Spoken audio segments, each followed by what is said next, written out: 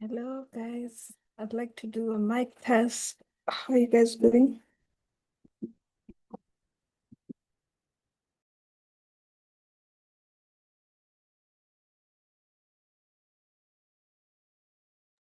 Awesome.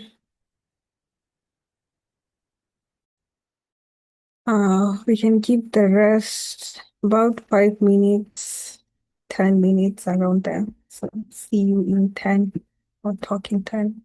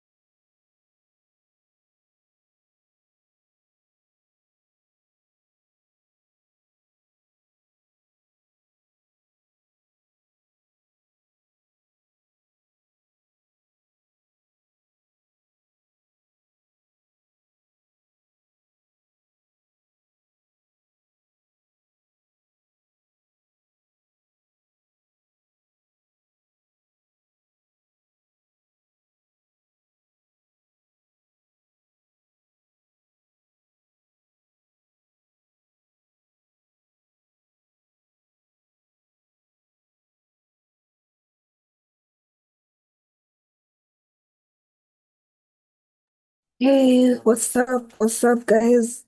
Hi, Mark. How you doing?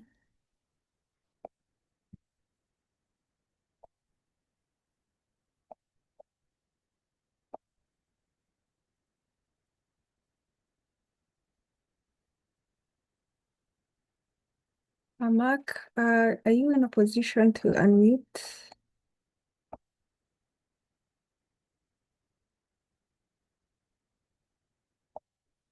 Hi, hi, hi.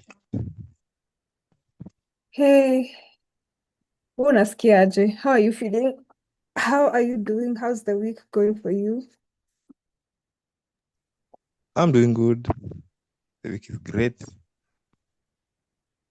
Yeah, just Sorry? floating here and there. I can't hear you clearly. Sijui kama ni my headphones.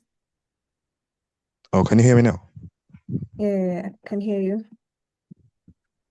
Okay, I'm good. Mm-hmm. Yeah, just chilling, coding, following up on the Droidnomi. Yeah, let's talk about the Droidnomi. That's what I want us to let's go there.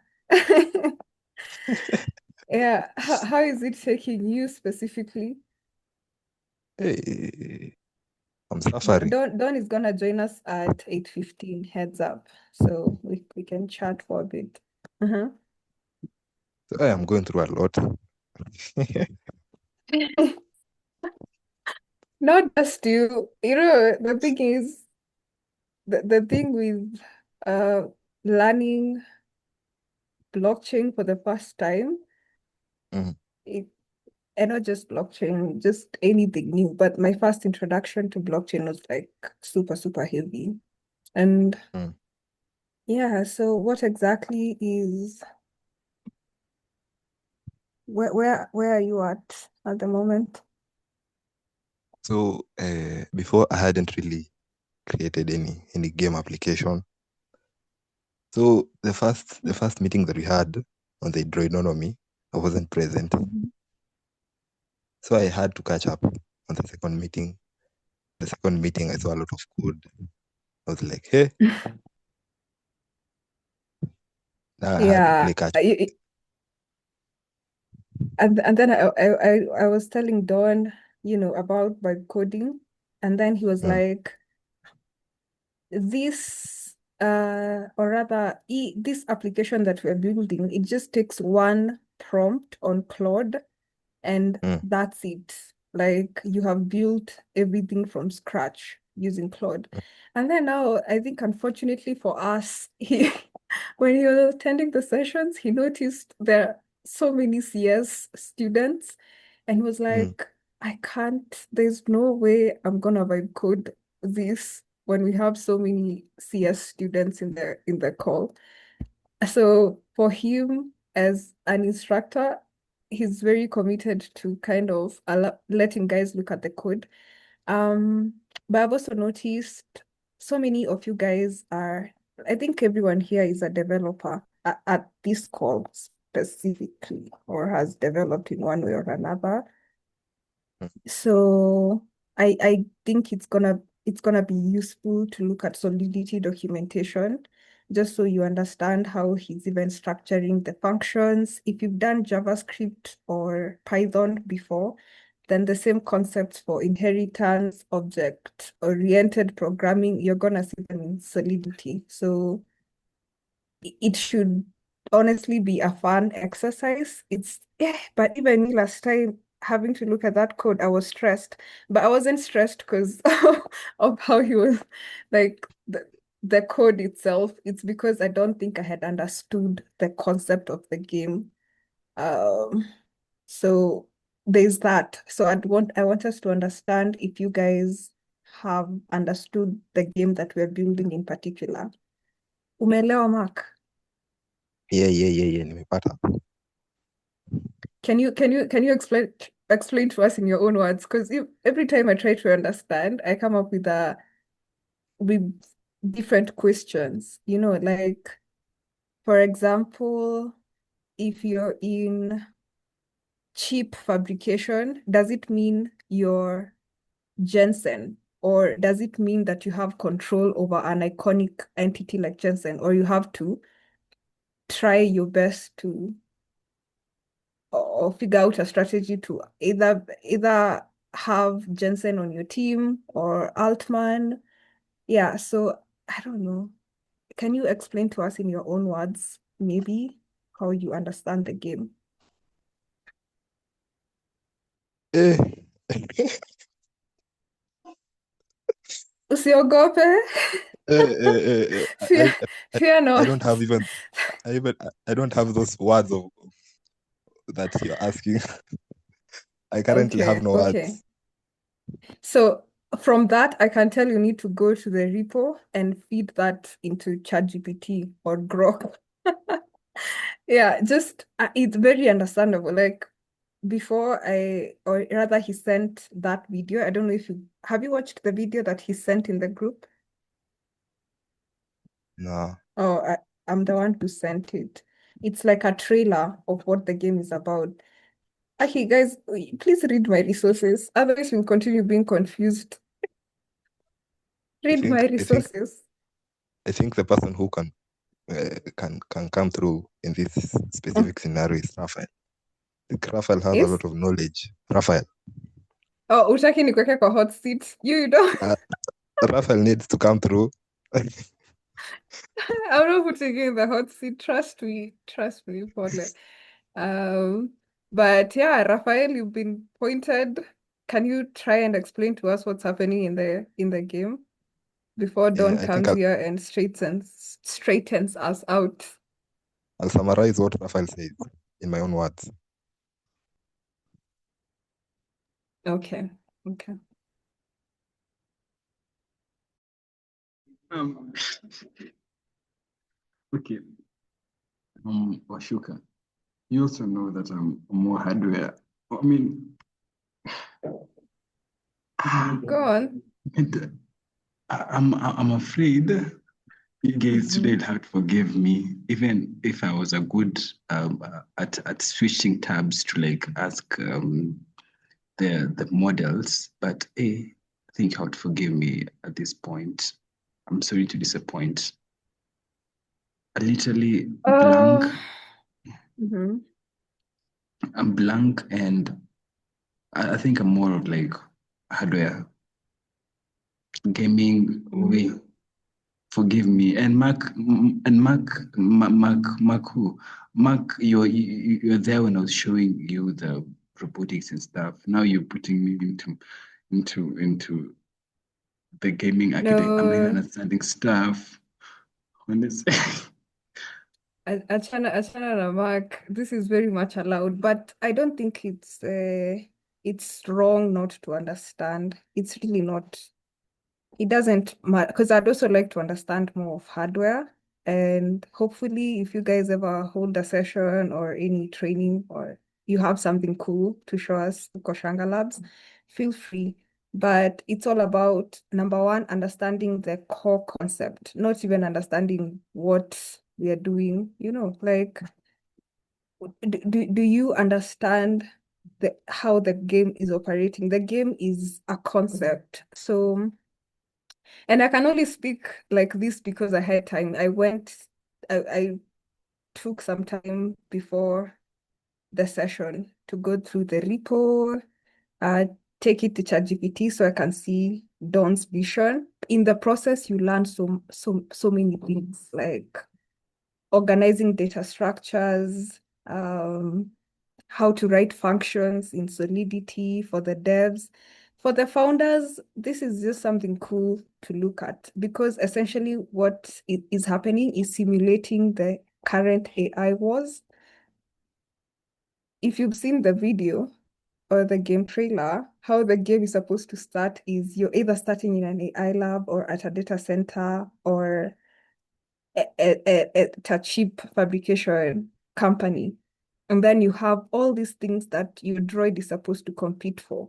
It's supposed to compete for land, it's supposed to compete for data, it's supposed to compete for employees. And all you have to do is write the strategy. That's I don't know who here has deployed a droid before, but I was thinking it is a long process that you need to be coding. But no, it's just in a KISS one file called skillsmd. You just write a strategy. You're literally writing it down. What we're doing right now is just coding the smart contract, which is supposed to capture the state, and here the state, they mean the data. Like how many droid credits do we have? We need to put it on the blockchain so so that your AI can just, yeah, like it can transact and the data is added on the blockchain. So in a nutshell, that's what we are doing. I still have more questions. I think that's what we're doing. I hope I have not lied to anyone. I don't know if Don, yeah, Don has joined us. So I, I think I want to understand more on, but I guess we are gonna understand later on. Like,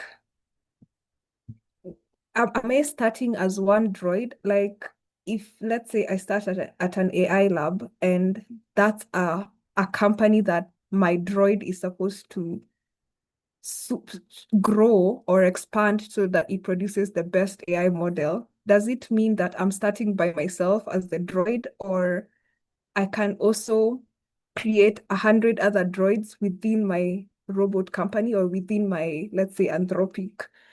Or do I start as a single droid and then have to work my way through hiring, like talent, acquiring talent here, talent there. Yeah, but I guess that's just my understanding of the game.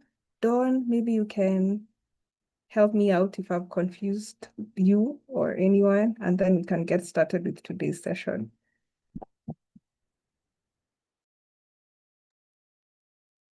I actually think you've done a better explanation than I ever could.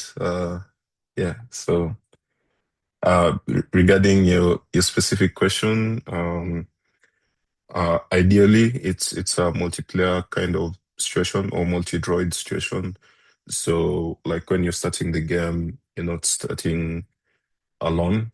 You can start with like somebody else who operates the droid, and then you two are then like competing with each other, or have your droids competing with each other.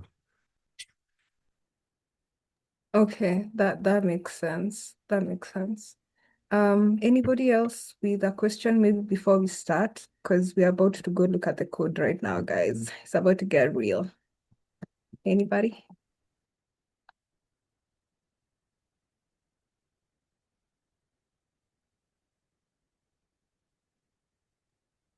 Okay, then I guess we can start, Dawn. Real. Yeah. I want to check if you guys can still see my screen when I change the active tab. Are you seeing it? That's it. Maybe just enhance again. Okay, but you can see like the difference between the code and the Excalibur, right? This, yeah. Okay.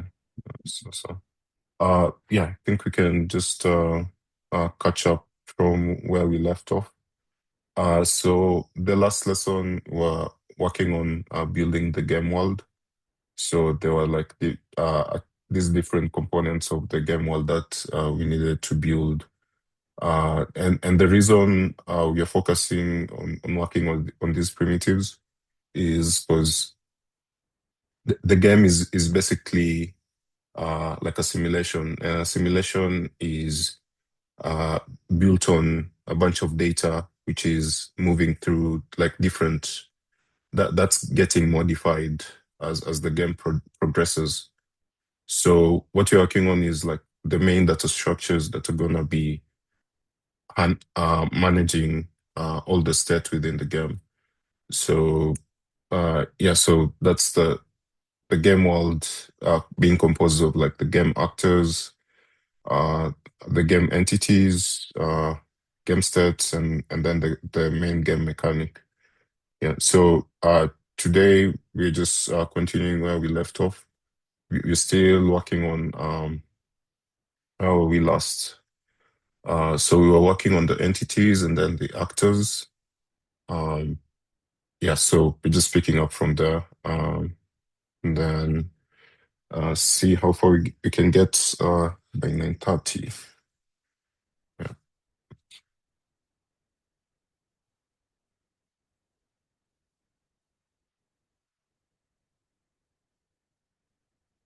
See, what else? Housekeeping. Let's see some questions. Okay. Uh, yeah. Okay. So I hope you guys have like set up the repo on your end. I'm not sure if you have. I just hope you have. But if you have, so what you're currently working with isn't exactly the Solidity side of things. It's like the off-chain stuff. So this is the stuff that's not gonna live on the blockchain. So it's TypeScript specifically. So you if you go to the folder once you've already like cloned the repo, you just head over to packages, game world, and then under the source folder you find the different files we are actively working on. So those the actors, those the entities, and I think where we left off, we were just working on some of the entities. Okay. So we had defined this interface for the game entities, an ID, name, description, um,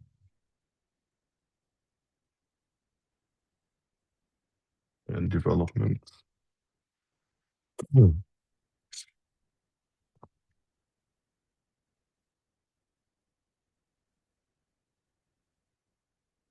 Yeah, I think last we were on defining the model.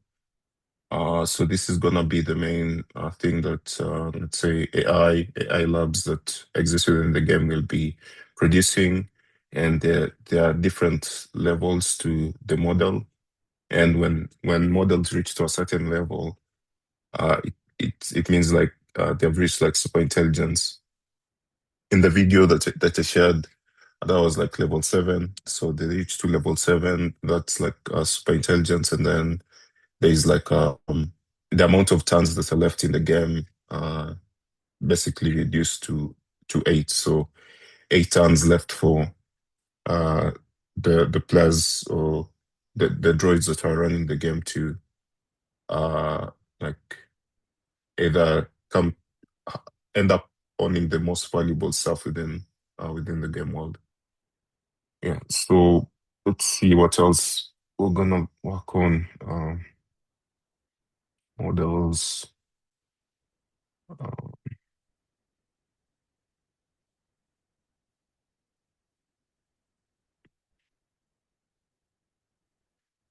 yeah. Uh, so there's another thing called I think producers. So producers are basically certain assets within the game are able to generate like a certain amount of value. So each turn, right? So this could be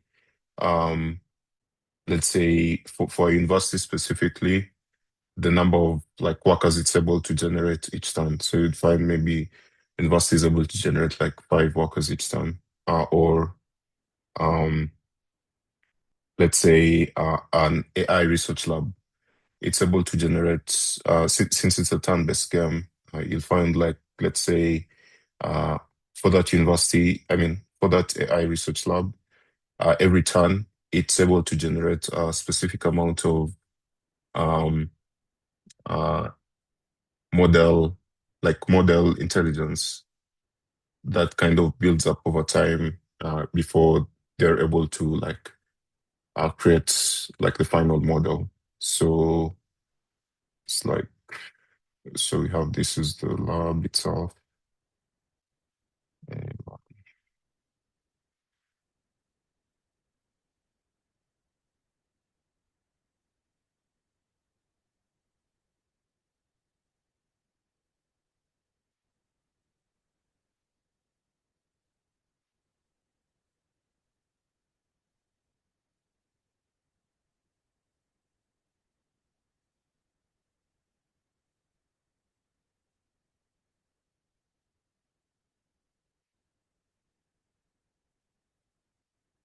And then in order to create a model of a specific level, you need a bunch of these AI training units. So this could be like, in order to create, let's say, an M1 model. So that's like the first high level of the models you want to generate. In order to create this M1 model, you need like uh you need, how many? Let's say 5K, 5 million uh AI training units. Right. So once these build up enough over X number of turns times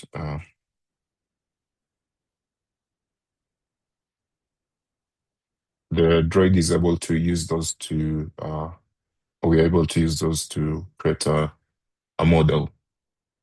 Right. So these AI training units are what's getting produced by an AI lab.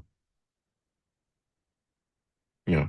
And this output can be dependent on uh the workers. How many AI researchers do you have in the lab can influence how many AI training units you're outputting, and that in turn influences how fast you're able to uh like build a model. Yeah. So I think let's stop at that point. If you have any questions, you can answer them right now before we go into the code for uh adding this functionality. I think there was one question. Any questions?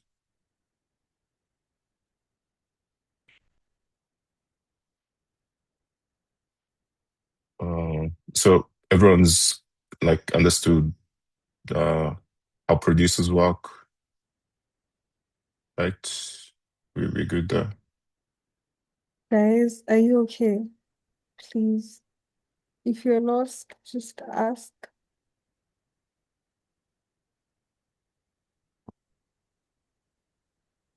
Okay, we can go ahead, Dawn. Maybe then we'll Okay. have the questions later. Okay. Yeah. Yeah. So I'm looking for a good name for these. I'm working with the word producers. I'm not sure if there's a cleaner word we could use. Any ideas? Producers, generators, something that creates something. If you get the okay nonsense. Okay, so we're gonna use the word producers to uh like code up this part of production. Okay. So so back to the code. We're gonna create a new file. So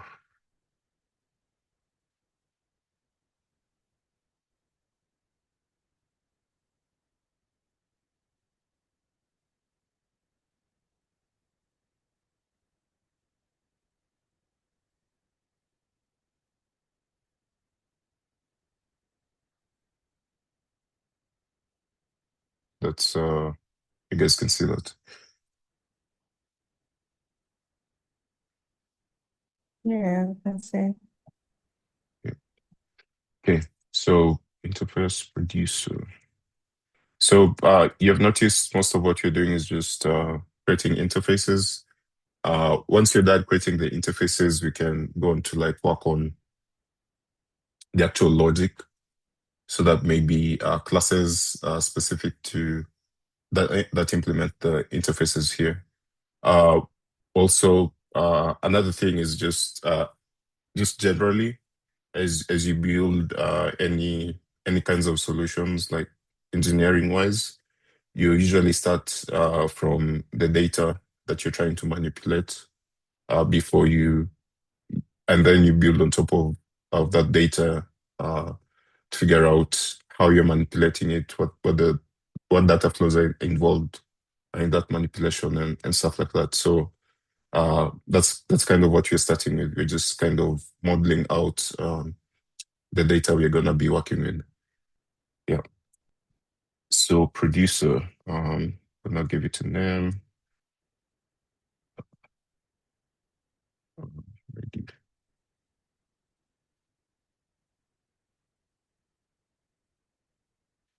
What else? Just can give it a function here.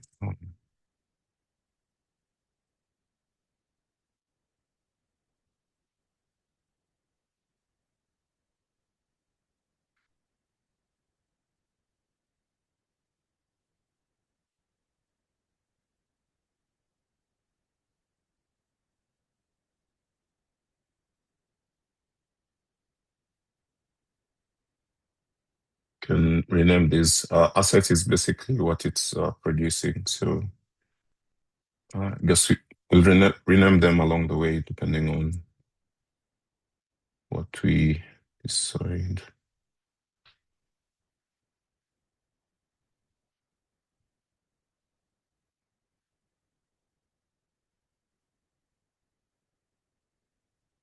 Um,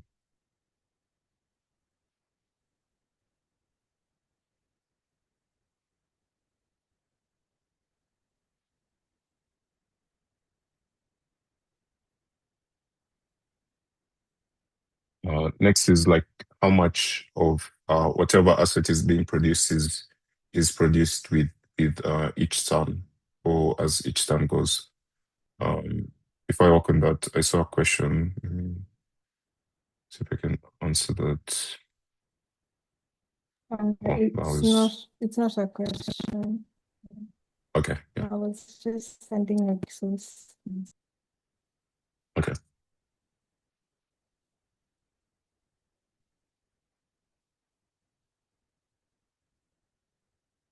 Okay. So pattern production, how much of this asset are we generating each turn?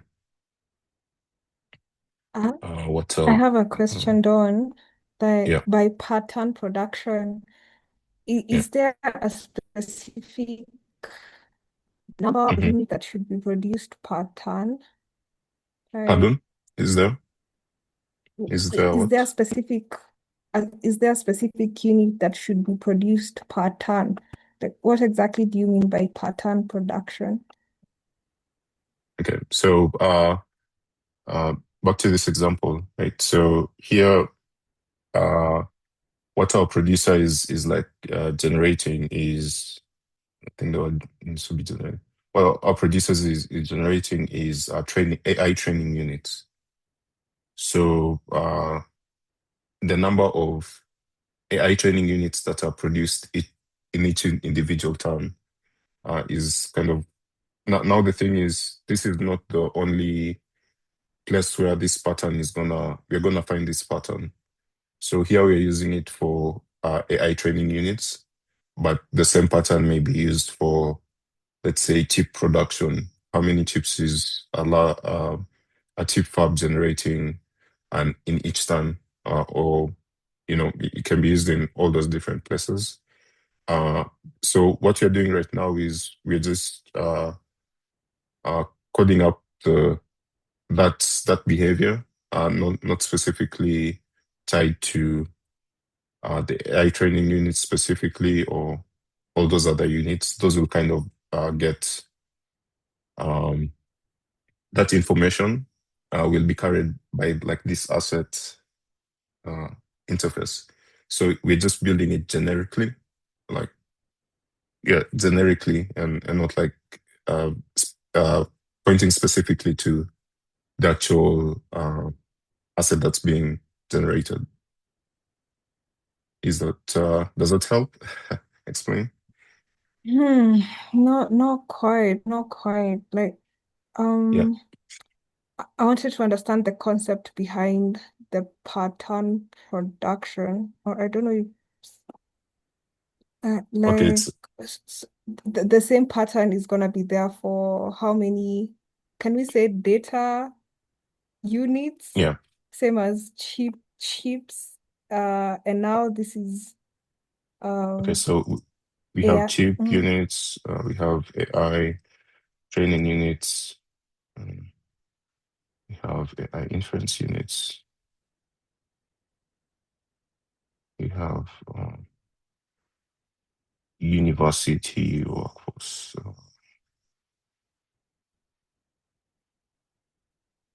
What else?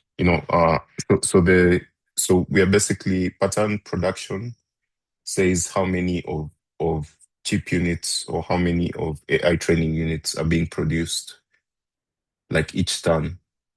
So the game is like turn-based, right? So one turn, second turn, third turn, like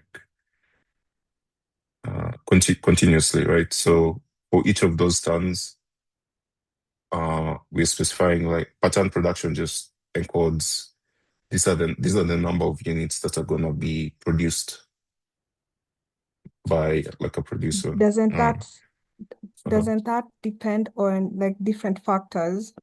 Yeah, So that depends on different factors, right? The number of chip units that will be produced per turn based yeah, on if that droid or company hmm or based on the power they amass to gather a certain number of chip units or AI training units, right?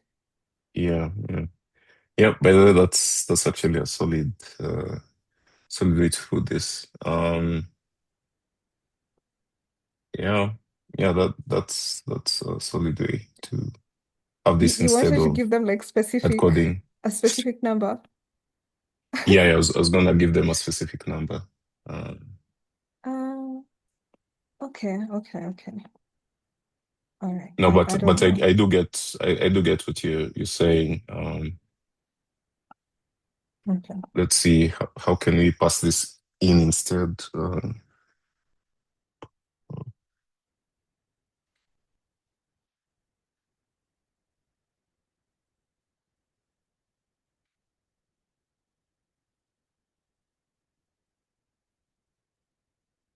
Okay, it's there are a number of variables which go into the production factor.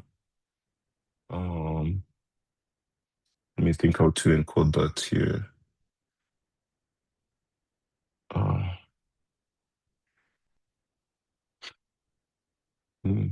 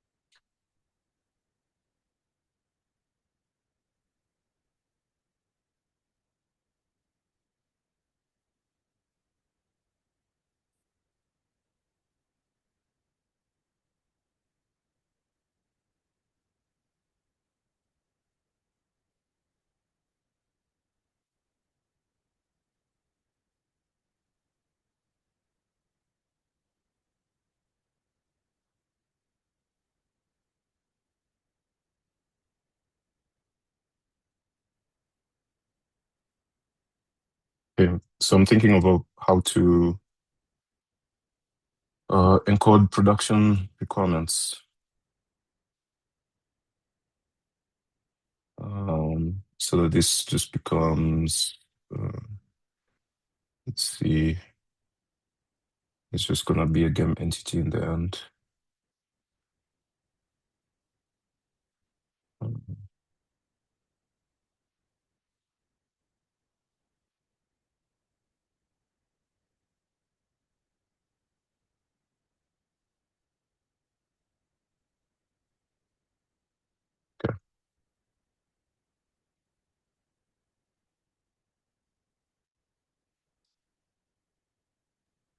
So I think the way to achieve that is for producer, it has like another like game entity, like a foundational game entity as kind of the um kind of like one of its dependencies. Like think of it like ingredients in order to let's say uh cook X amount of whatever dish you need these specific dependencies. Um, so I think what we need is just the dependencies to encode how much dependencies are needed to produce one of that thing. So the dependencies themselves are just game entities. So I'm gonna export these so we can pull them into this producer interface and make use of it here. Exports.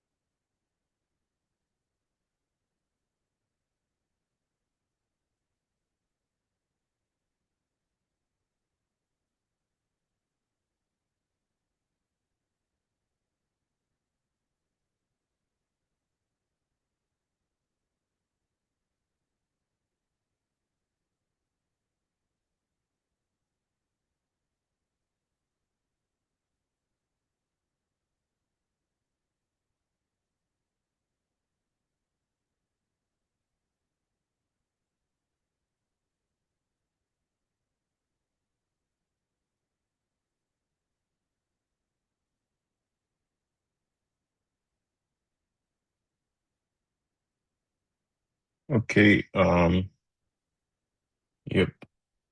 Let's see. Production, producer. Okay. So the way it's working, the way it works now is you have the ingredients of whatever you're gonna be producing. So these are the production requirements. So you have what that entity is specifically, and then the amount of that entity that you're taking in that are required. And so you can have multiple production requirements, and as long as they fit the required amounts, each of them, they like get composed together to generate like a final product. This should be product.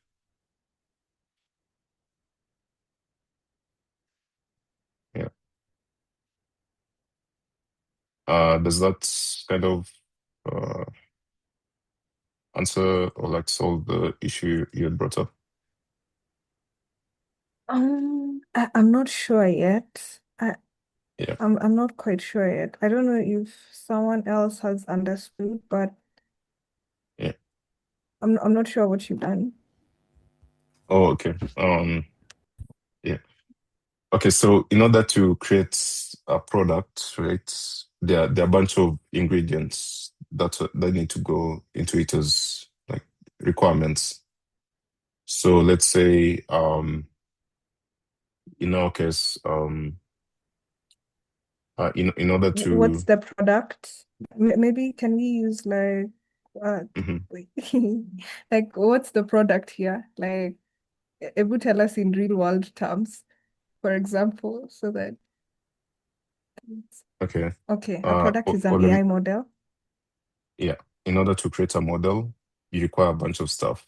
So those fall under like the production requirements.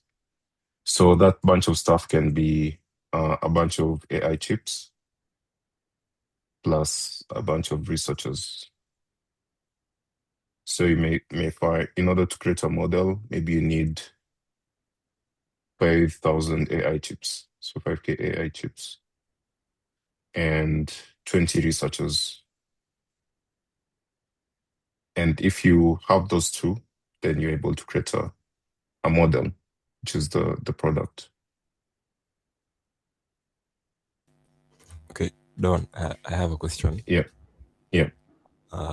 Concerning because I guess where people are getting kind of confused is the TypeScript Yeah. bit of it. So Okay. my question was, can the entire game structure be achieved through using normal JS without using TypeScript? Because I guess like Washuka is getting confused when you have to write the interface and then you Stop describe. using me. Sema ni wewe. So I was asking if Yeah. it can be achieved using maybe normal JS, like, I don't know, Node. Can it be achieved? So we still like it's still just kind of like there's no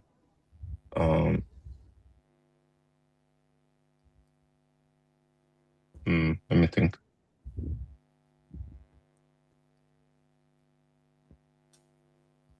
I mean, it can be done with any programming language, right? Like, I think what I want to understand more is the concept behind it. You know, like the underlying logic. For me, that's what's a bit confusing. Like, once I understand it, I don't know. Yeah. Python can do, AI can do. Actually, I'm not even coding. I'll just go feed it all in. But as long as I understand the core logic, I think I'd be Yeah. pretty much set. But can it be done with GIS? I don't know. I haven't We used just GIS before. the thing is just doesn't support like some of what you're doing, like interfaces, for example. So the issue is we just want not sure if you guys are familiar with like type safety. Like this is if you like interfaces are just descriptions. What you're doing here, we're just describing stuff before we go into like writing the logic behind them. So like regardless of what language, we would still be doing the same things, like literally what I'm doing. Let's say we just would be declaring classes instead. Right. So there's kind of not escaping definitions. We have to define stuff first, right? So Yeah, okay. man. Definitions Yeah. are the ones that are catching us unawares. You know, like Yeah. Even me that I've gone through, like I'm still wondering what's a game entity, and So it's yeah. yeah, though Sorry, we did man. cover this in the last lesson. I know, I know, I know, I know, I know, I know. Don't. Every day there's new stuff. Like if you can just rewind us kidogo and tell us, like game Okay, entity is okay. this, and then maybe Yeah. let's use real words so that we are trying. We're really trying. Okay. Okay. So let's build up from the first lesson until where we are at with products and producers. Right. So I don't even think we need to go all the way back like that, yeah. do we? I just Maybe wanna, just because since there's okay, no like cool. feedback from the rest of the class, I don't know where you guys are lost Yeah, because yeah, yeah. I don't know where to start. I'm just yeah. I know like okay, I'll use like Washuka as the okay. Washuka, just tell me where should we rewind back to? You And see, yeah, he who speaks up gets whatever. Now you guys are at my mercy right now as we speak. Does anyone want to speak for themselves before I go ahead? Mark, Daisy, Sunil, anybody? Okay, me from my own perspective, I was kind of lost between entities and the products, the questions that Oshoka was asking previously. Now, I wasn't really understanding because I hadn't watched the trailer before. I've watched it like a couple of minutes ago. I'm trying to understand the key logic and how it works. Yeah, I guess you can start from there. The explanations. okay, Don't okay. anzia watu So from the top. okay. Let's go from the top. Let's go. Where were we?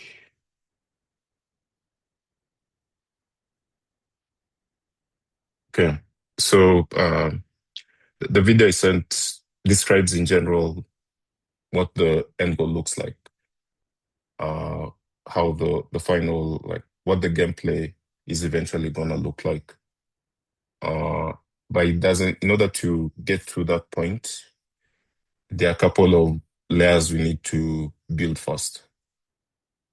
So the first and most important layer is the game world. So this game world is just defining like we're defining everything within the game. And what I'm doing here, if you can see like this Excalibur, we're just categorizing the different things that are gonna like be used in the game, right? So we have game actors. Game actors uh, are like entities within the game whose actions influence like the game state. So let's what's an example um of an entity. The example we did use for game actors was imagine FIFA. So the actors in the game are the players in the game. So you have 11 on each side. So that's all of those are just actors. So they influence the world set by uh, like kicking the ball, scoring goals, stuff like that. So that's what a game actor is. And we had broken the game actors down into two. There were non-playable characters. So non-playable characters are actors who weren't controlled by like the user. They run they run on their own or based on some predefined logic. In the case of the FIFA example, uh, the non-playable characters are the other team. the team you're playing against. So in our case, the non-player characters that exist are the government. So the way the government affects the gameplay is in order to create a chip manufacturing plant or a data center or an AI lab, you need or to like release a certain level of model, you need to get licensing from the government. So that's the role the government plays within the game. And then universities. So the roles universities play in the game is they create students or like come out just the way normal universities work. They generate like a workforce. So this workforce then goes into can then go to work for like the AI labs or the chip fabs or what else? The data centers. So that's like where the talent comes from.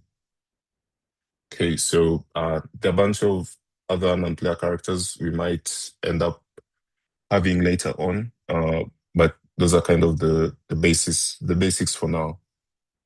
The other, yeah, Yeah, so for game actors, as of now,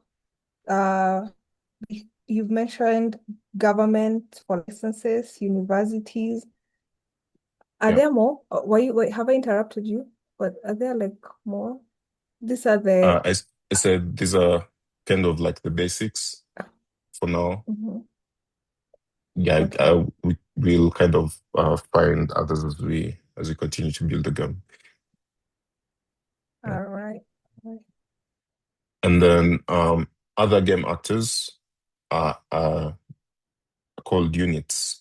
This is in the case of our game. So units have specific roles. They can do specific stuff. So we have founding units. Founding units are the ones who can like found AI labs or chip fabrication or create like data centers. So you need founding units in order to like create any of these. Then we have other operational units. Operational units provide services like maintaining a data center or act as like researchers within the AI labs. So there are different kinds of operational units, and they basically service like all these different AI labs, fabrication labs, and data centers. So these are just workers. And then we have iconic units who increase the chances of whoever holds them like winning the game. So an example, using the FIFA example, it's like if you have this player on your team, it increases your chances of winning the game. That's kind of what iconic units are. And operational units, I guess, uh, just like normal players within like your team. Yeah. So for now, those are kind of the game actors we have been working on, or the code you've written. Would Any we questions? call stuff like land? Would we consider stuff like land, water as operational units? No. So those fall under a different category.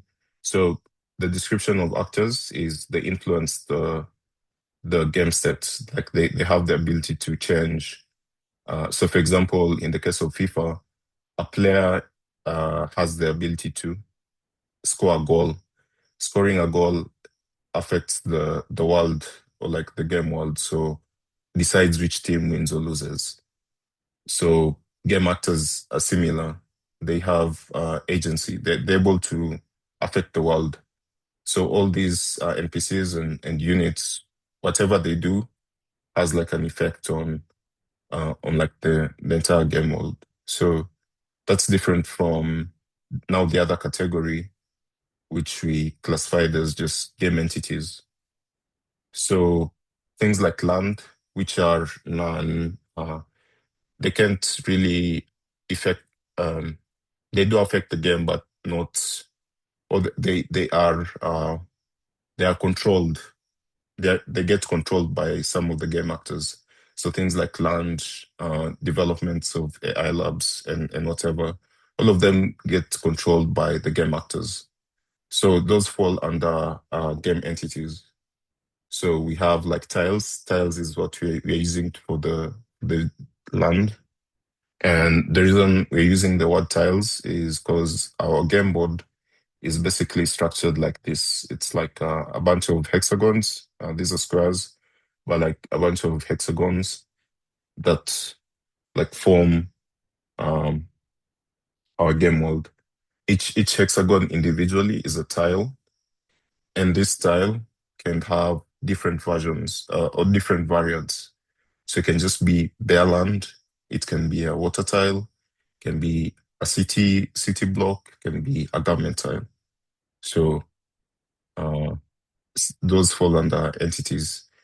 These can be controlled by the game actors. And then developments are the same.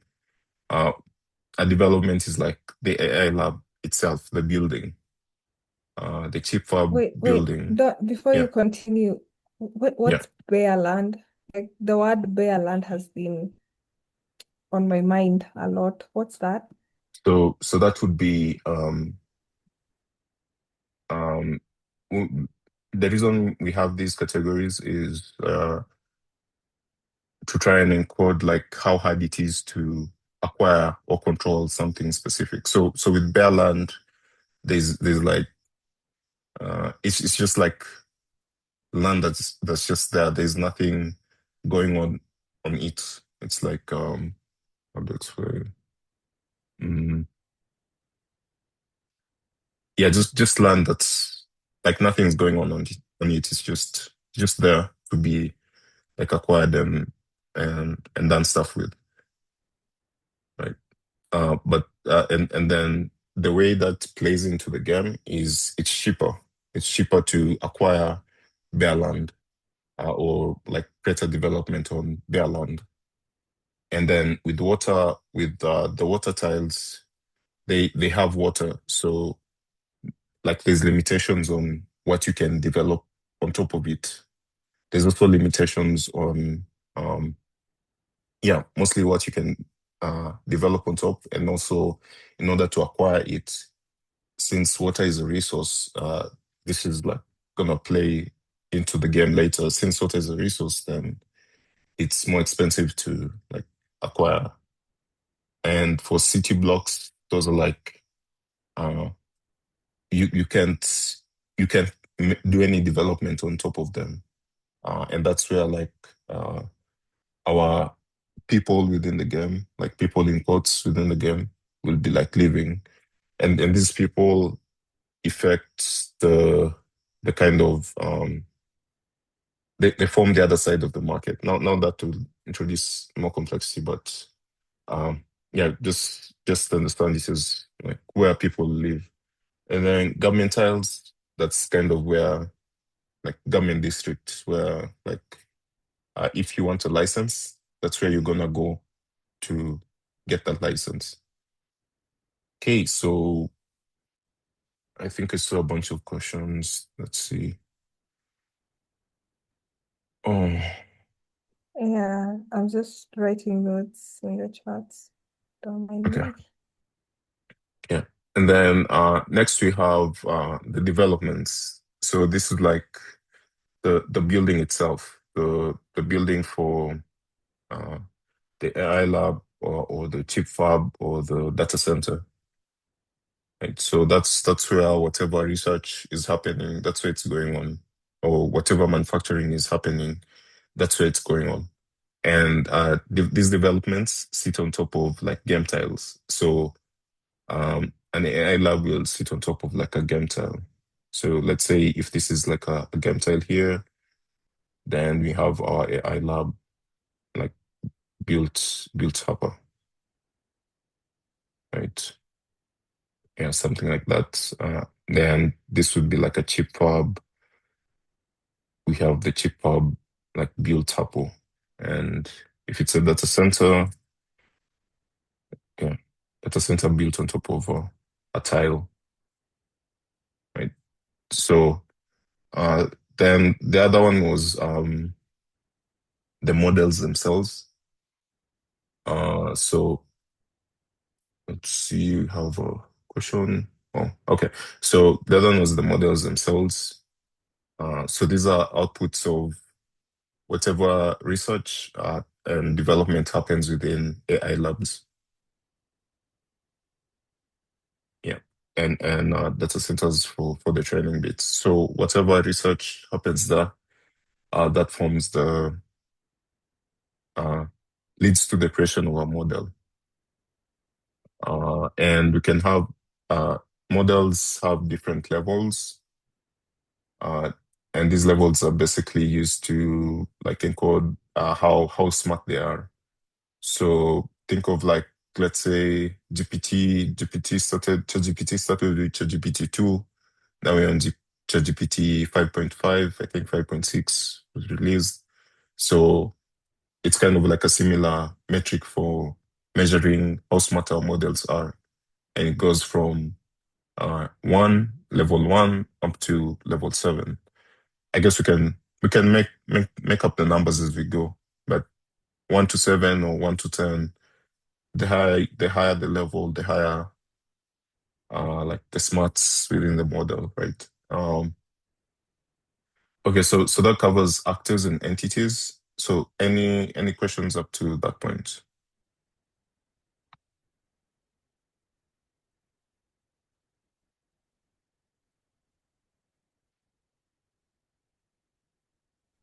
I think, Mark, have you understood up to here? Yeah. Okay. Great. So I think what I wanted clarification for, you see in the when you say like the M1, for example, that's like a AI model, right? Which requires Yeah. a certain number of training units. So if your droid doesn't have, or if you play your turn and the other person has more training units than you, then they get to make the M1 and yours is less intelligent. And where we had left was figuring out how to, or how to express that you don't get a fixed number of training units per turn. Like Yeah. they vary depending on the resources that you have as you play the Yeah. game. So that's what I wanted to also understand in the code, like how that is expressed. You Yeah. introduced an So array somewhere. Mhm. yeah, so that's now what we are working on. So what we have just covered, what I was just explaining, this is what is like here in these files. So this is like the game entity file, and it's defining basically what I've just covered, but just in code. And then we also have like an actor. It's uh, and then we have like this one for the actors, right? So now what we're working on was the producer side of things. So the output of like a producer is a product. So it's the product itself, and then uh, the amount of the product that was produced. And in order to produce a product, you need like those resources or like ingredients. So that's what we created as this production requirement. So it specifies what entity is going into like building the product. So entity required amount, and then here in production requirements, we're just having that as an array. So it's not a single production requirements. You don't need in some cases you don't necessarily need only a single production requirement in order to create a product. You may have like multiple different production requirements coming in together to like build the product. So that's the code that's on this file. What you're trying, this is what you're trying to do on this file here. Nice. So correct me if I'm wrong. I'm seeing in the I'm so sorry. Like I feel like I'm asking so Mhm. many questions and we need to be moving. But you see in the production requirement, you have game entity and in brackets you have like 5K AI chips plus 20 researchers. But aren't Yeah. those operational like labor and AI chips, aren't those game actors that you have written down Mhm. as game entities, or have I Yeah. gotten So that wrong? no, it's correct. So that just means like we're basically developing this as we go along. So that just means I need to change it to account for how many game actors, like the game actors that are needed as well. So that's a valid point to bring up. So that means production requirement can be like either an entity or um like an actor. An actor as well. Yeah.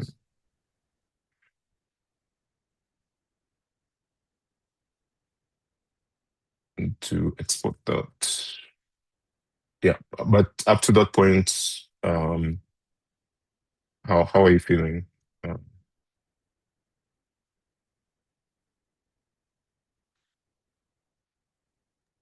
I have to say, I have personally gone past the dark phase. I don't know who else is still lost.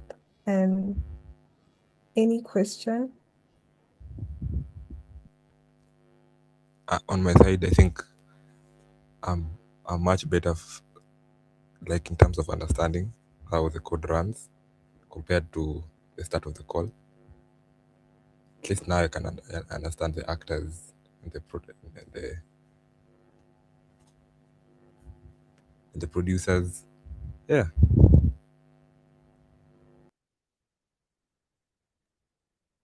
Good job to you. Anyone else with a question? Raphael, have you? I'm gonna assume you've understood finally. You're holding the hardware thing on our necks. Are you okay now on the software side?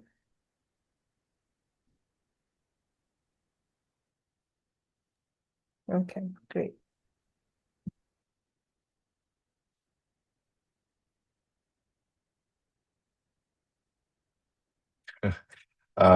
okay. So I'm not sure. Can we proceed, or do I need to I guess we can clarify? proceed. I'm Yeah. seeing someone has sent a GIF. I don't know what to make of that GIF. Have you understood? You can you can send a thumbs up. It's we don't want to leave anyone behind. Still, Like to still yeah, go on. processing. That's what I can say. Yeah. Still processing on what has been said. Yeah. I'll find time and go back to the video, the recorded part, and redo it again. Yeah. Okay, great. I will make sure to ask in the next session. So just go through everything. You can rewind or watch this recording as well. But I'll check in. Okay.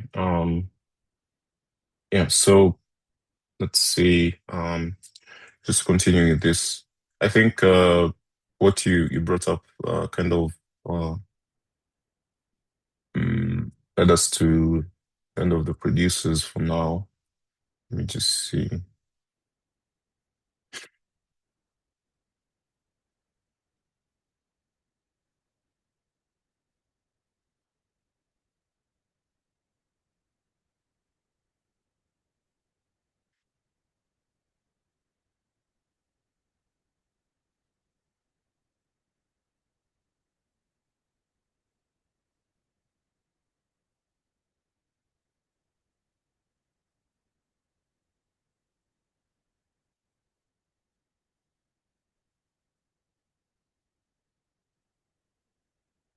Okay.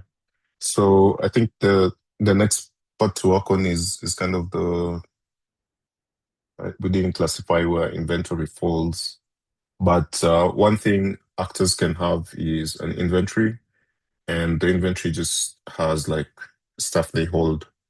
So it could be in the case of our droid, this is just specifying the stuff that it holds, that it has. So how many how do you put this? How many of like X units does if I use X units doesn't explain. You guys understand inventory, right? Like a catalog of ownership, like how much of X you own and stuff, right? Okay. Yeah, so we're just gonna encode that as well. And the reason I want to work on that is because it's what gets passed into uh this produce function. Right? It's probably gonna take in what inventory is held by whoever wants to like produce X amount of something, or like whoever wants to produce a model has to pass in like the inventory they have, uh, and then uh, this function evaluates if they have enough, and then if they have enough, it successfully produces the resultant product. Yeah. So gonna create a new file. So this.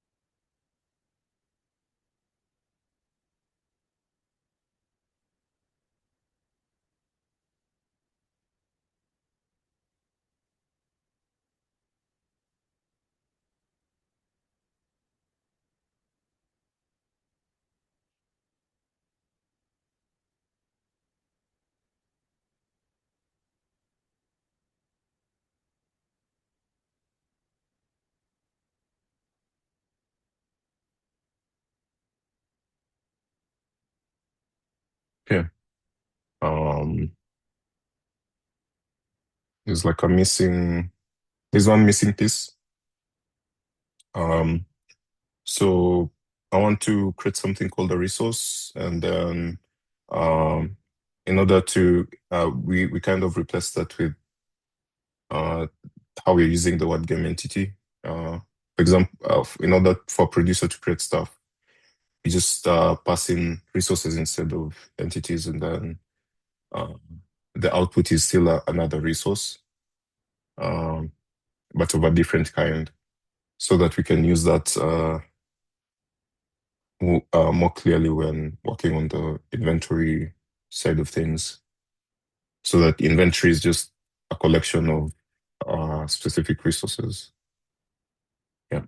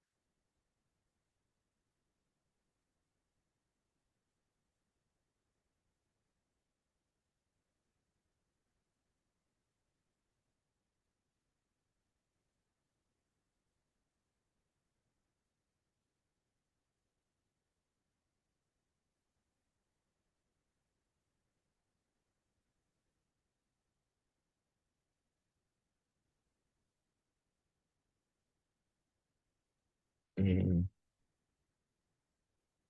inventory can be like composed later.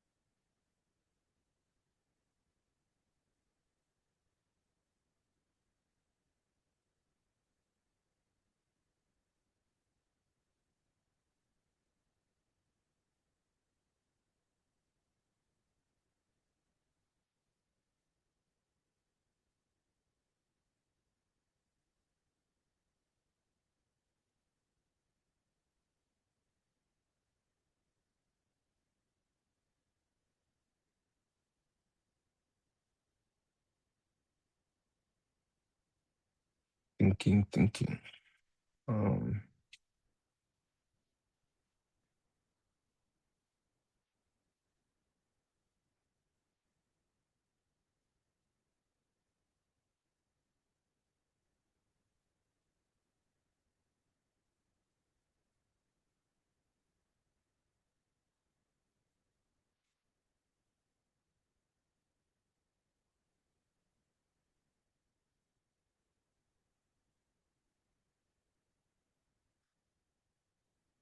And can we help you think? What's going on right now? I'm thinking whether to rename entities with just resources. The name just better explains what they are, and also enables me to include like other categories of things like these AI training units just fall under resources. Okay. Okay. Yeah. I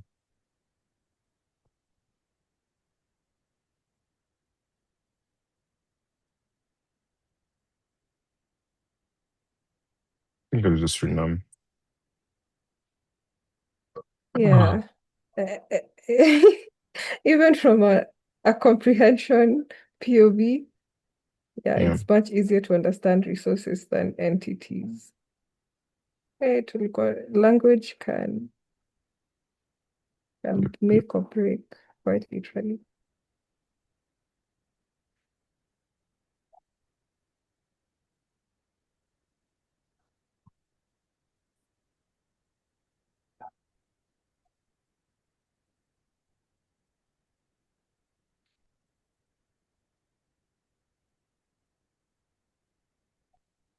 Mm.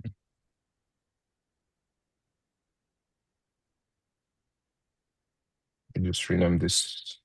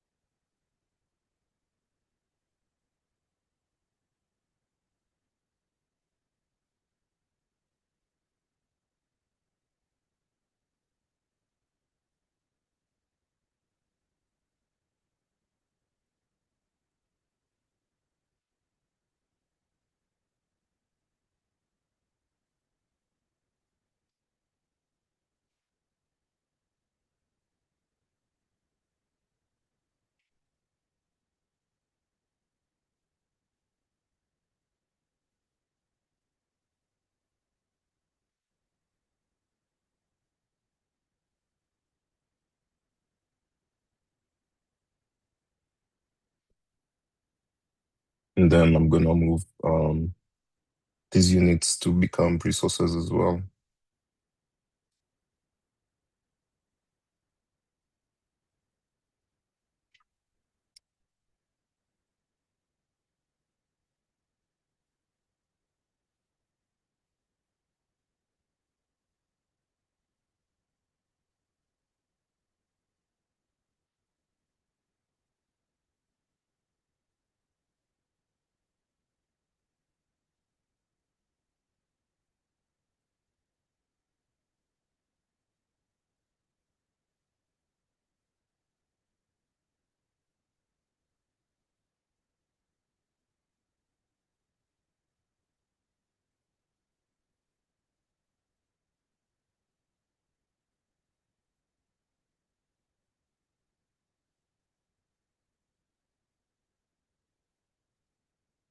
And then add consume to resources.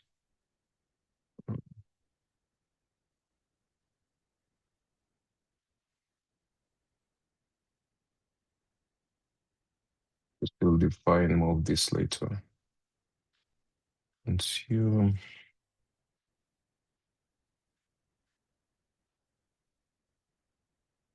Okay.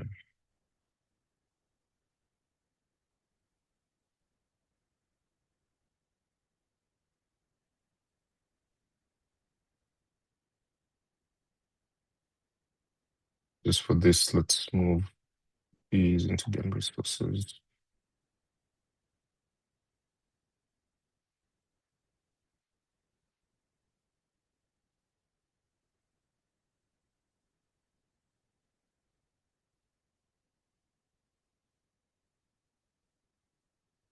Okay.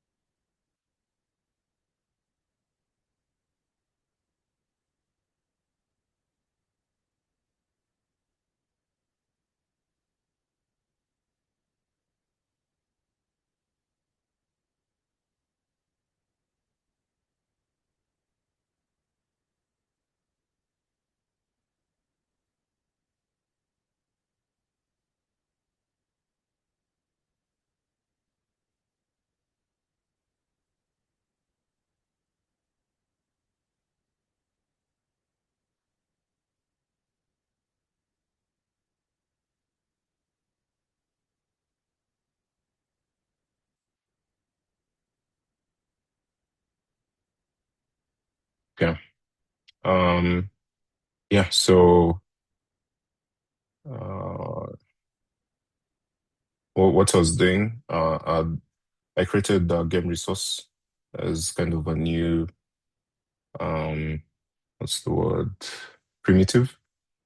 So basically what happens is you have a game resource, and in order to produce another resource, you have to like compose different resources. So take resources can be anything from what I discussed earlier, which is like the land, the tiles, the developments, or the models, or even the operational units we were discussing earlier, which were previously as actors. So if you take a combination of them, as a producer, you can like produce another resource. So a higher like leveled resource. Yeah. So you start from like lower level resources and then produce like higher level ones. Yeah. So I think this kind of covers most of the like definition stuff that we need to do. The other stuff is now gonna be moving over to defining uh, the game mechanic. And then for the game set, that's more of like a database, which is gonna be uh, like the underlying storage for everything. So if there are no questions up to this point, we can head over to the game mechanic, and then Once it's done, cover the game state, and then we'll be done with the core primitives of the game world.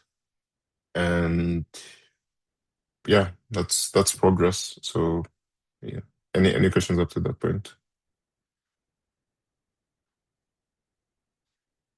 Are we gonna be continuing till 10?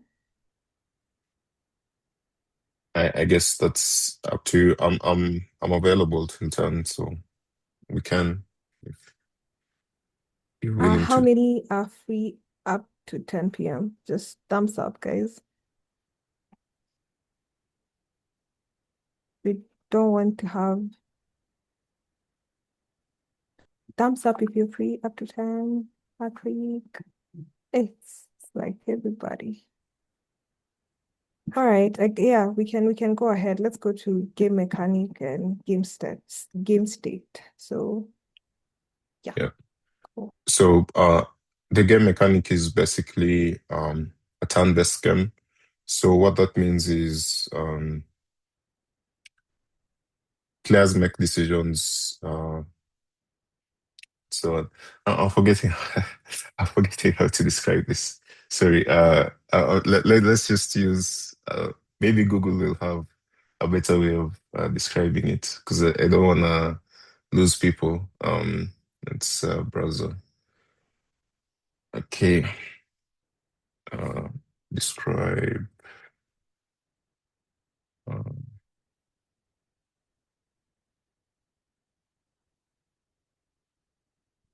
see.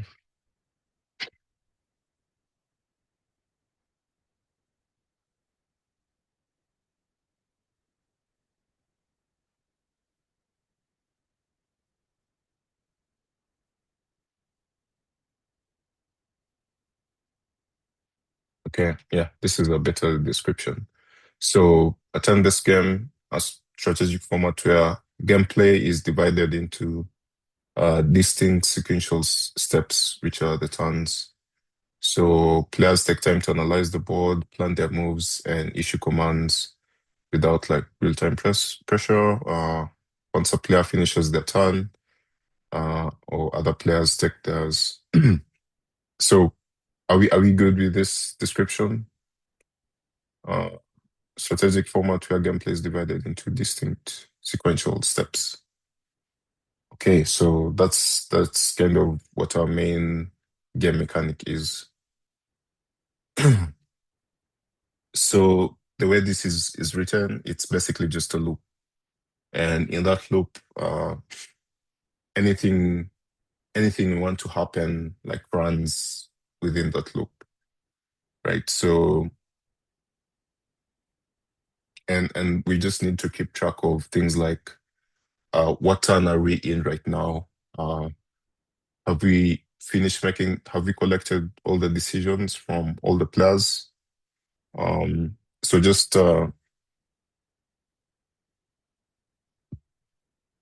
basically logic to determine what point we are in the loop. In the current step, actually. And keep track.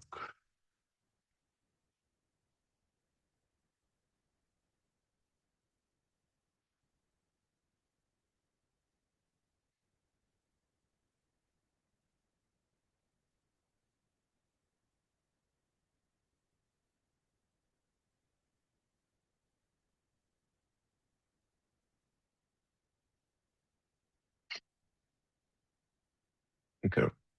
So there's that, and as well as the other thing we need to code is passing in the players and then the players and then act on them.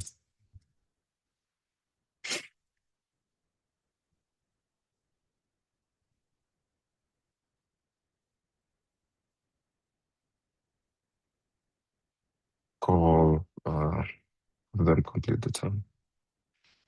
Passing the players.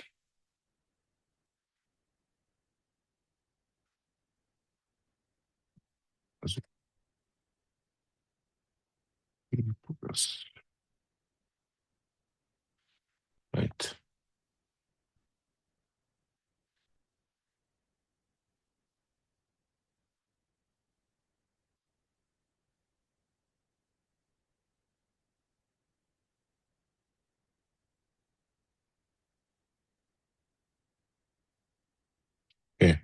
So this means we need to define a player, at least a player like interface, and then we can make use of the player interface in defining the loop or what's gonna be run within the loop. So, and also end sets. What else?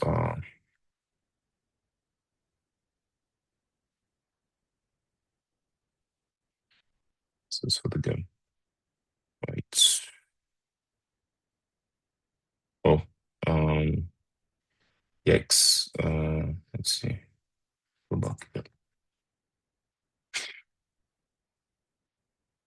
Okay. So we're gonna define the player object to interface that we'll implement later.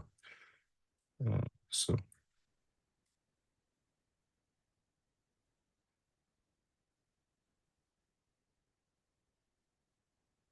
in this class, the player will be a droid. Or we can just call it a droid. Make things easier to understand. No, I think let's call it a player, and then the droid specific definitions will come in the next lesson, hopefully, when we're actually defining the agent structure. Yeah. So just interface player and then stuff that they have. Or for now, for the game loop requirements, just what they need. So we just need to define a play function, and then this play function will take in the current game state.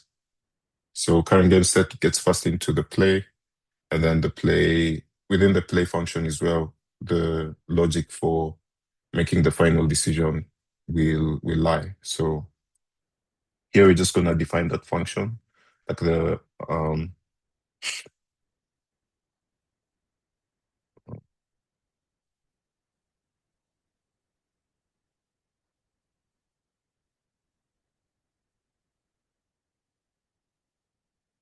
so at the moment we don't know first what the state is gonna look like.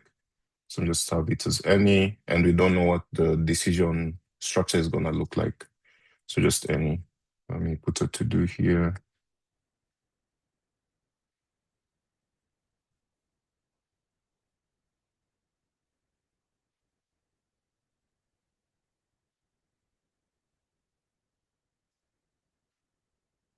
So here just have play.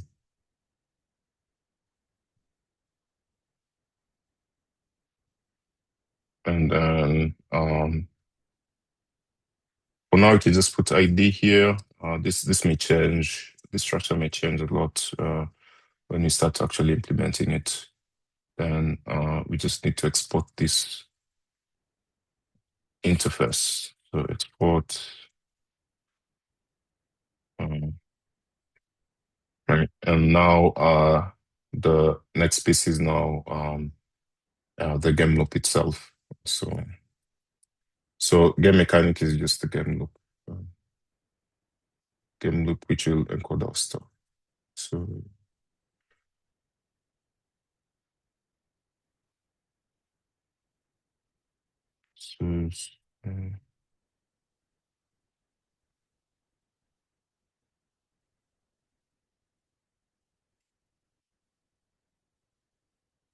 yeah. So this interface game and it just has a function called run. And this function called run is where all the functionality is gonna lie. So type.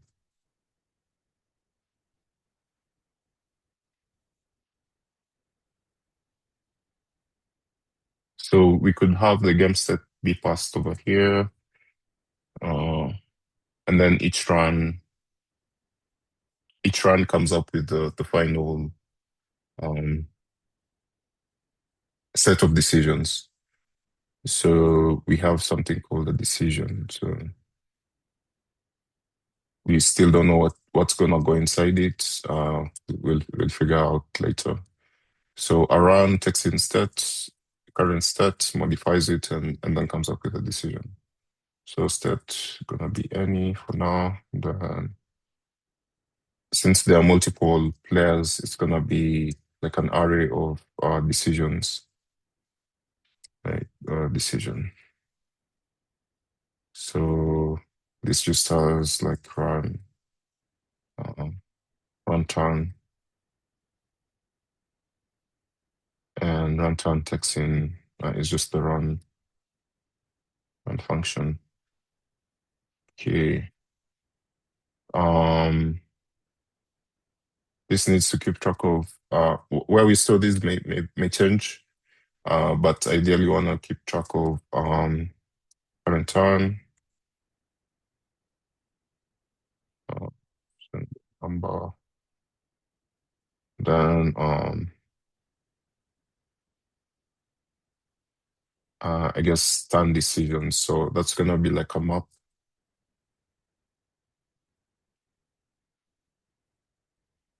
of let's see, list of a number to an array of decisions.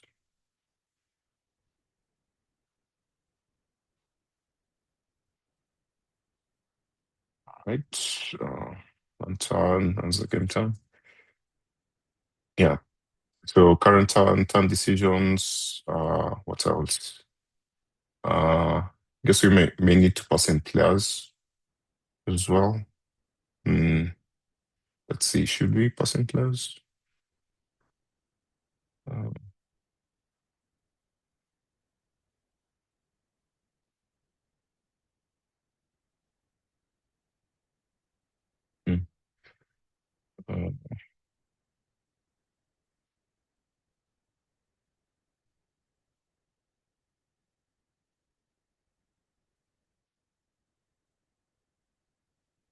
Guess we can just pass in players, and then runtime will like compose them.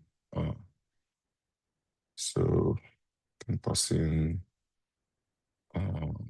players. And the data may be stored differently in the end result, but for now this will suffice. Let's move our decision into the player.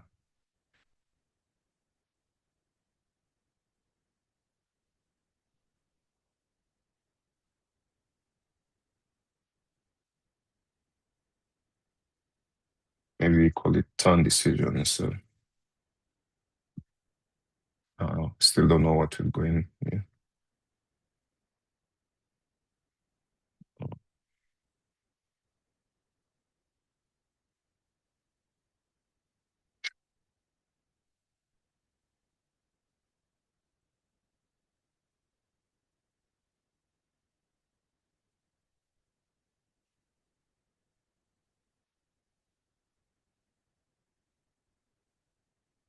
Okay.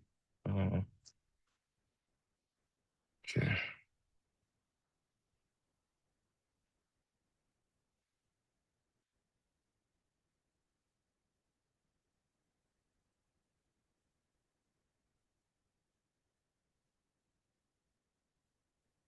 Turn decision export.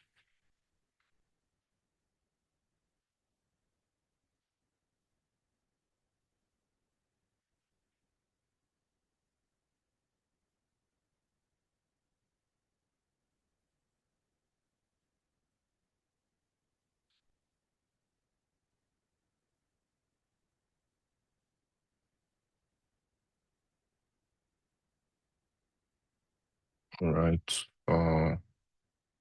Yep. And then next is just the game state itself.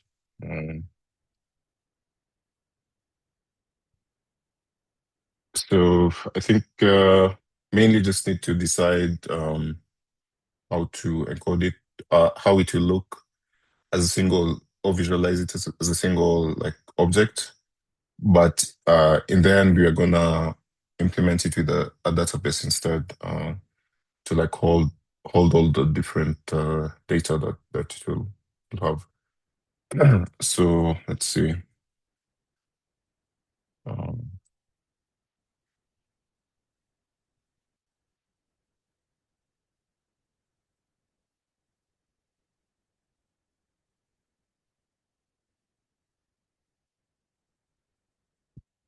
what's that? What is that?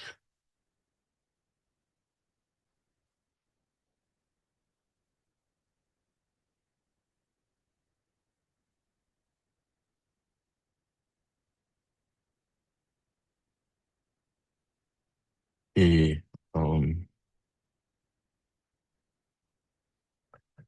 so yeah, now let's decide what the site is gonna look like.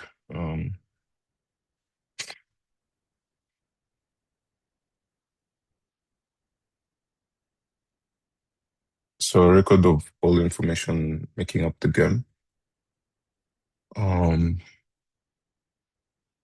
So that would be things like players,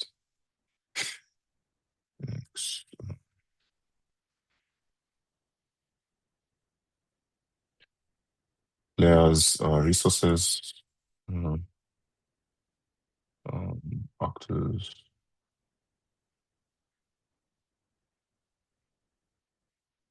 um,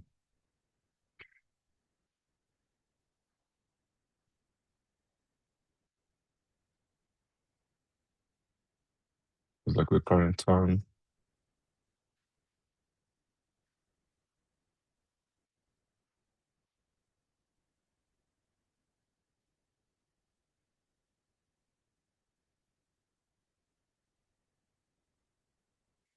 Yeah, basically a collection of these. I'm looking for what I might have missed. Uh,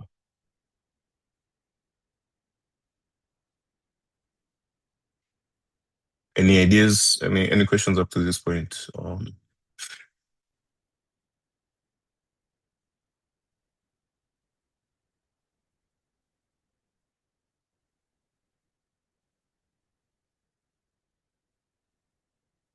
I don't think we Okay. have questions now.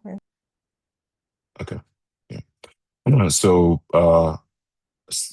this game set object is just gonna compose all be a collection of all these different data pieces. So we have players, which is gonna be an array there.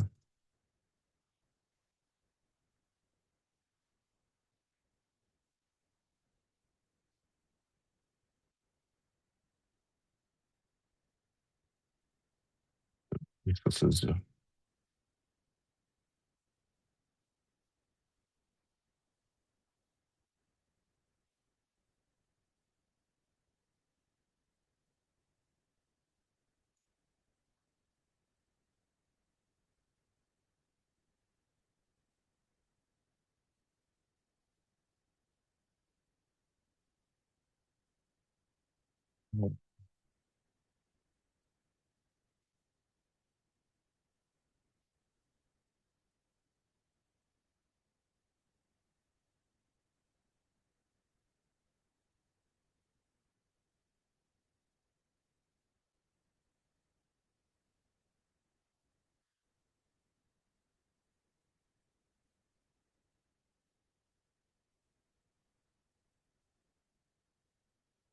Okay.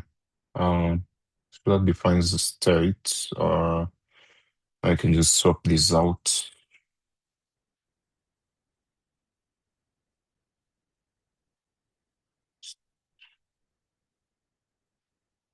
Okay.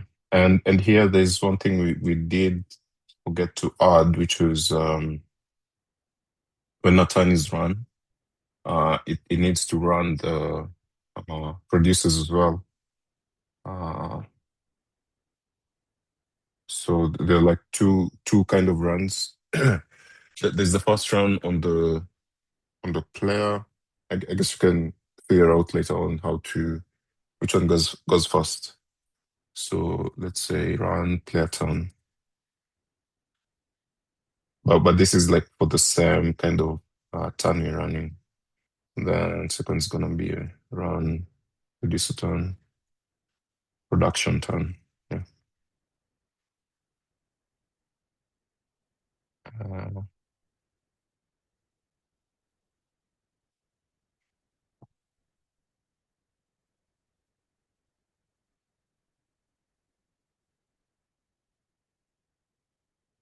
yeah. What else? Just need to go to player, define state here.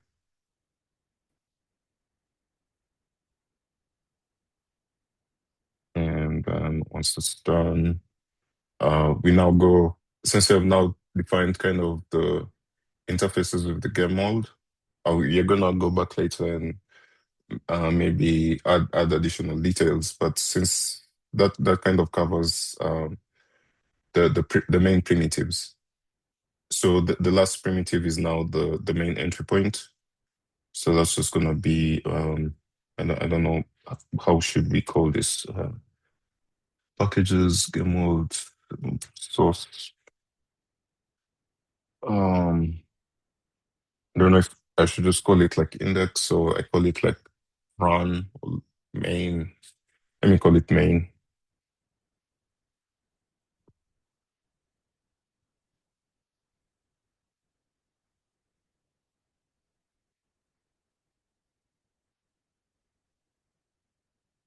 Okay. And this is actually like our fast runnable piece of code, right? So it's just gonna be a function called main, and this function is just gonna run run a game. So the only data it needs is like the states, and then yeah, can run that. See, let's see, return decision.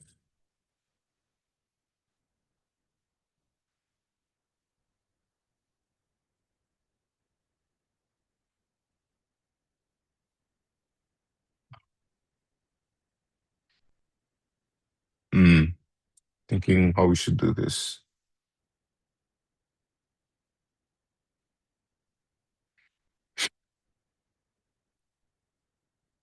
We could just have like a loop that's like a while true, and then this while true just loops and loops and until the loop is broken by either run player turn, right? So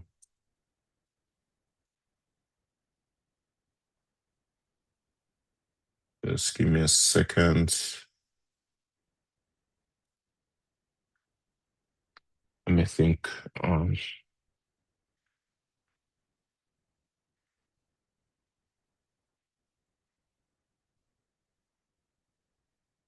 Just an infinite loop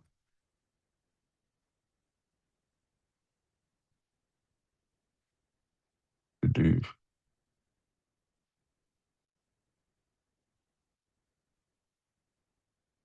Okay, so let's create a specific run function here, like a single one. Right? So run turn, and then you can compose run player and run production. Run turn. Wait. Still text instead, and just returns a boolean. Boolean. There we go. Just pass in run turn. Yep.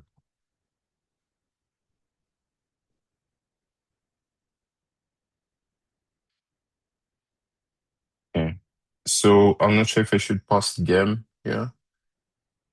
What I'm thinking is for the main function we can run. Now that would be harder to achieve. Anyway, the idea was it just takes in like an instance of game and states, which it will modify, and then I guess we can just switch this out later and states, and then once it takes those two in, here it can run them. So it will take the game.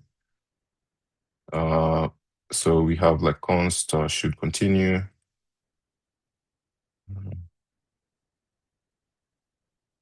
Easier way is just to have like a let over here. But continue to next time.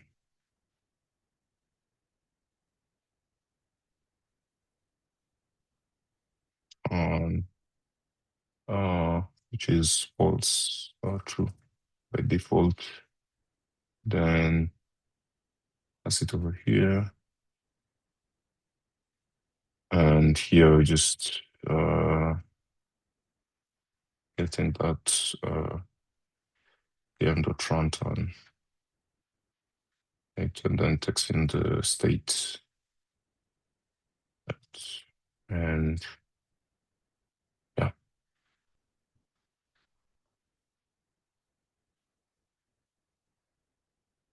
Yeah. So our entry point will now just be this main function. Call this main function, we pass in those details, and then you can start running the game. So I think those are kind of the primitives. From here, it's now just need to flesh out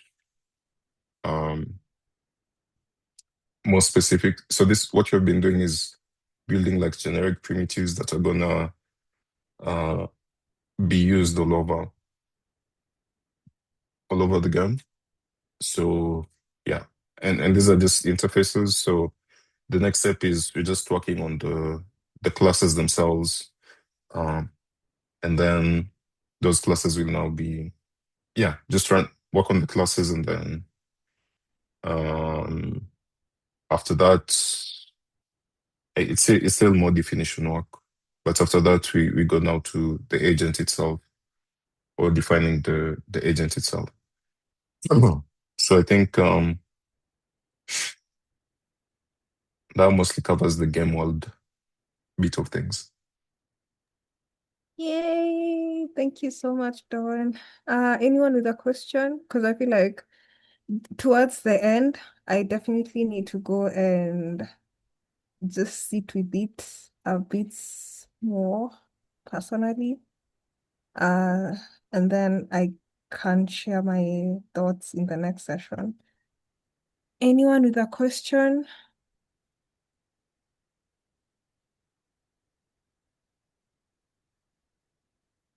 Yeah, if you have questions, just shout out to you for staying till 10. Hope you get the time to go through the repo, understand the game a bit more, so that because we are all leading, this is still leading to an internal hackathon. Like, once you understand how everything works out, things are just going to be much easier for you, even when you're prompting your car agent or your application. So, yeah. Dawn, any last words? But you've really spoken, man. You know, we don't even appreciate how smart you are. Very few people would just start coding something from scratch like this. So now we are very honored to be learning from you. And thank you so much. Any closing remarks? I think I'm good. Yeah, just go through the repo. And I may not be as clear in explaining what I have in mind. So like after the lesson, please like make those questions so that when we get to the next lesson, like I can address them like just at the start. So like before the next session, just like ask all the questions in like the group chat, and then when the next session starts, I can know what areas you guys don't understand and cover them in detail. Alrighty, we shall do so. Thank you so much, Dawn. Hopefully see you tomorrow. You know, I Yeah. know tomorrow is supposed to be like a founders thing, but the way things are looking, I feel like we'd rather just finish this during weekdays, like on Monday, Wednesday, Thursday, to Maliza, so that we can start planning the hackathon and graduation for the ones that are graduating. At this rate, guys, you might graduate 10 of you. Congratulations. It's usually not easy, but so I want us to wrap this up before July so that we can go into demo day and our own projects, which we can discuss timelines. Like no pressure, but feel the pressure, you know? Yeah. So thank you so much for attending the session. We'll see you guys tomorrow. I will pull Dawn aside to discuss the schedule. Have a lovely night, guys.